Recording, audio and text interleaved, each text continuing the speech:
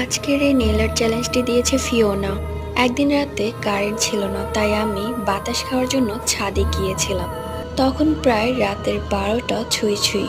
বলে রাখি, আমাদের বাড়ির ছাদের পাশে একটা বড় পেঁপে গাছ আছে, যেটা অবশ্য আমাদের ছাদেই অনেকটা এসেছে। মানে বলতে পারি যে হাত দিয়ে পেঁপে পাড়া যায় ছাদে উঠলে। সবাই বলতো যে সেই পেঁপে গাছটা নাকি একটুও ভালো না। আমি ছাদে গিয়ে অনেকক্ষণ যাবৎ এদিক সেদিক ঘোরাফেরা করলাম, বাতাস খেলাম।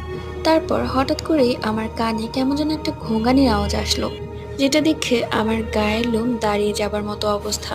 তাই আমি অতশত না ভেবে দোয়া পড়তে পড়তে নিচে নামতে থাকি। নিচে নামার সময় আমার মনে হলো ছাদে কেউ আছে। আই এম 100% শিওর যে ছাদে কেউ আছে, বাট আমি যে গিয়ে দেখবো যে কে আছে সেটা আমার সাহস নেই। তারপর আমার অনেক জ্বর আসে। ঘটনাটি লিখেছে আমারই একজন সাবস্ক্রাইবার।